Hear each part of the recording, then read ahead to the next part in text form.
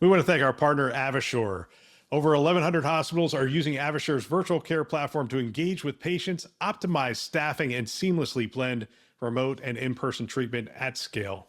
Drive measurable outcomes and augment clinicians with an AI-powered solution that deeply integrates into your clinical workflows. AvaSure offers virtual care solutions supported by a secure, scalable infrastructure that helps you to lead your organization into a future where cutting-edge technology and compassionate care converge.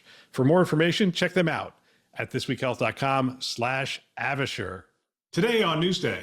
So for me, when you ask about what the future looks like, to me, the future looks like making smart choices about who or what can take advantage of those devices. Otherwise, you could end up with so much data, it could actually drive down value over time.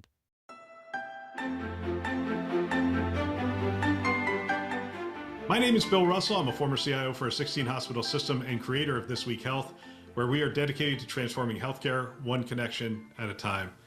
Newsday discusses the breaking news in healthcare with industry experts. Now, let's jump right in. Hey, I'm Drex from This Week Health, and we are doing Newsday today live from Vive 2025. I'm with Jacob Hansen from AvaSure. How's it going? It's going awesome. It's been fast and furious to start the conference. Have you had a ton of people come by? Had a lot of people here at the booth, and then we've also been doing lots of meetings in the Connect area down at the end, and we've had some really exciting launches here at the conference. So it's been a ton of fun so far. That's awesome. I'm going to ask you about some of those, probably in the context of Newsday. I'm taking the cheat sheet version of this. It's pretty hard to open up any website today that has anything to do with healthcare, and there's not a story about AI or agentic AI. What do you think? You're involved. You guys do a lot of that kind of work with we do. Organizations. It's a great point. It's amazing how much interest and how much AI just captures every conversation that we're a part of. And as a virtual care platform, as you can imagine, it's critical that we not just bring virtual care team members to the bedside, but that we're helping augment or automate those things. And we're really excited actually at the conference this week. We are launching our first ambient listening model. So we have 10 different AI models, but this is our first ambient listening model for a virtual care assistant to support bedside triage, operational triage. So think about, let's say a care team member needs a second pair of hands. Our virtual care assistant's name is Vicky, by the way. I just saw Vicky around the corner. Yeah, Vicky's pretty incredible. Care team member can say, hey, Vicky, I need a second pair of hands to help me with this wound care with this particular patient. And then Vicky will ask a couple of clarifying questions. Something goes to a coordinator who can then find somebody to bring to the bedside. It's really interesting, too, in the conversation that we just had with Vicky. The patient can say something like, I think I have a tummy ache, or something like that. That would be very colloquial. That's the way that we would describe it. But she actually converts it into like the medical diagnosis, the heads up for the next clinician to come in to check for stomach pain. Yeah, it's the amazing thing about working with great partners on getting this prototype together. We've worked with Oracle and NVIDIA, and that's allowed us to take advantage of some of the tools that they have. And so that means that, like you said, that Vicky can understand the connection between tummy and abdominal pain, can understand the concept of I want to go home and how that relates to discharge, all of those things. And part of that means that we have to be really clear about what we expect AI to do. This AI model that we've brought here to the conference is focused on operational bedside ambient listening. But then you think about also, our system needs to be a gateway for other algorithms. Our platform has microphones and speakers there in the room. How can we let other partners who do clinical documentation, for example, tap into our platform for capturing something and sending it into EMR? That is, to me, a really interesting part of this. I think when most people who don't know about AvaSure think about AvaSure, they think about the cameras and the microphones. But there is a whole lot more that you guys are working on. Yeah, it's the blessing and the curse of having been a part of the space for 16 years. Yeah. We pioneered the virtual sitting category, and our brand Telesitter became ubiquitous with this concept of sitting. But in most cases, and we say this all the time now, the longer you've known AvaSure, the more likely it is you need to get to know us again, because so much out of just necessity of what the market needs has changed on the platform, right? So now we have a new form factor for our hardware. That's what I was going to say. So- Besides, Vicky, all the other things. Tell Yeah. us about some of the other Yeah, stuff I folks mean, will see here. One of the exciting things that we've got here with this new form factor of hardware is think about the challenge of piloting or experimenting with these things. With some devices, you have to run cables and you have to do all these different things that require a lot of spend. This new device, you could set it up, you could run it on Wi-Fi, you could connect it into a private 5G network. Now you could set it up for that particular unit to run that experiment. We can do virtual visits, virtual sitting, all on that same device, while it also runs a separate camera so that AI runs unobstructed.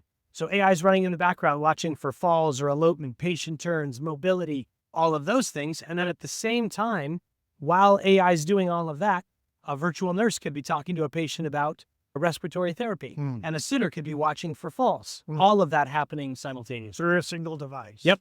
That's amazing. Yeah. What about patient privacy? We hear, sometimes when I'm talking to CIOs or CISOs around the country, there's some concern from patients. They're starting to express I don't know how much I want to be involved in AI, or I don't know how much I want AI involved with my care. How do you address some of those issues? Yeah. So number one, it's something everybody should be thinking about and worrying about. Makes a ton of sense.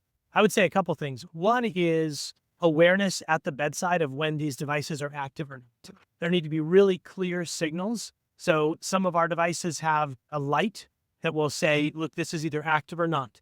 And then the newest device, it can point down so that you're not even looking at the patient. Oh, They so have the that patient can assurance. clearly just look can up and see the see camera's pointing It's at not you or seeing not. me.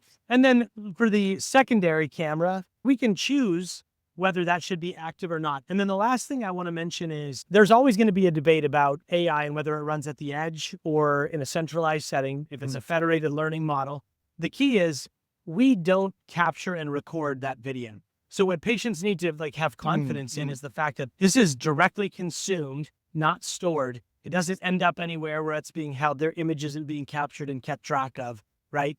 We use synthetic data, or we have a new element that we've actually launched where we take a patient and we completely anonymize the patient, right? They become an aggregation of all sorts of different people's images. It makes them look like a zombie in the actual video, but it creates privacy. And you can use that for training and for... Correct. All right, Yep, awesome. exactly. What's the future look like as we continue down the road, as you continue down the road? You'll work with NVIDIA, obviously, a premier chip maker for this kind of technology. What's the future look like for you all? I would say there's a couple things I'd want to mention. One is a huge part of the future is tied to the way we allow third parties to connect to our device. We can't be all things to all people. If we try to be, we'll be bad at all of them. So it's really critical that we allow these other applications and algorithms to make use of our device in a compelling way that delivers value back to the health system. They get so much more out of the cost that they put in to run those devices if they can use what we do and what somebody else does and what yet another group does. The key to that is arbitration. So for me, when you ask about what the future looks like, to me, the future looks like making smart choices about who or what can take advantage of those devices and when. Why can they do that? Otherwise, you could end up with so much data, a flood of opportunities. It could actually drive down value over time. Part of the learning model then is working through making the determination which of the pieces of information from different partners that you need to be able to make a good decision for that patient. Yeah. And let's say that you've got AI running on digital camera. You've got clinical documentation, ambient listening. You've got a sitter watching, and you've got a hospitalist rounding, all at the same time. And now another group wants to connect in. Do they want to just stream video? If so, great, we'll let them do it. Or do they need to take control of the camera? And how do we let other parties know that are actively engaged there? Hey, so-and-so would like to get engaged in this room. No different from what would happen if you're physically there and people are in the room already. You'd come and knock. Hey, I needed to do X. Is that okay? Yeah. Oh, I'm in here for 5 more minutes. Can you wait? Oh, sure. We need to facilitate that kind of interaction in a virtual setting. So I'm just thinking about rounding, having been involved in tons of rounds as a CIO. Yeah. And seeing those 30 people trying to cram Into the room. and making the patient really uncomfortable in a lot of cases. Yep. So it sounds like you guys are addressing some of that. Yeah, we're thinking really hard about it. In fact, something that we're working on for the future is a notion of how we handle all of this inbound traffic and then outbound decision making. And so when you think about rounding as an example, this comes down to arbitration and smart rules, right? How do we build rules so that if there's an urgent need, how does that displace somebody else that's doing something else? How do we make sure that they know what urgent thing happened that lets them know?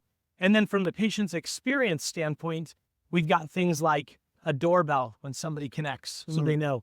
And then they always start in privacy mode. So they'll start out and think of something like, instead of knocking on the door, hey, can I come in? Now a doorbell. Hey, my name is Nurse Joe. Everybody introduces themselves. I'd like to chat with you. I can't see you and you can't see me. Are you decent? Would this be a good time to chat about tomorrow? You're getting ready to head to a rehab facility. I love that. Do you have a moment? All of this supports this notion of I'm not having my space invaded. Yeah. So, I mean, that whole piece of just the protocols around how you manage the communication with the patient and what the patient should expect going into the room. And it's normally somebody would just knock and walk in, whether or not the patient was decent or not. So this idea of really respecting the patient more, their privacy, their comfort is a big part of what you're doing. And all of that and the speed with which we provide the care, right?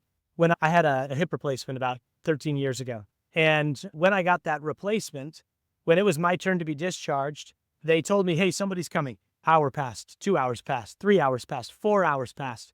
And the whole time I was like, should I press my... somebody I don't want to bother. That was my mindset, right? Now I have a much simpler means without pressing a button that implies I have a major problem to check in on what the plan is. The only reason that they hadn't come into my room is I'd slipped through the cracks. They could have been making use of that room. And I was just sitting there wondering what was going on. This is something you can check on with Vicky. Exactly. Vicky, I was supposed to be seen as somebody coming. What's the plan? Exactly. I love that. Yeah. Hey, thanks for doing the show today. I really appreciate it. It's been a lot of fun. Yeah, great to chat with you as well. Thank you so much. All right. Thanks for listening to Newsday. There's a lot happening in our industry, and while Newsday covers interesting stuff, another way to stay informed is by subscribing to our daily insights email, which delivers expertly curated health IT news straight to your inbox. Sign up at thisweekhealth.com/news. Thanks for listening. That's all for now.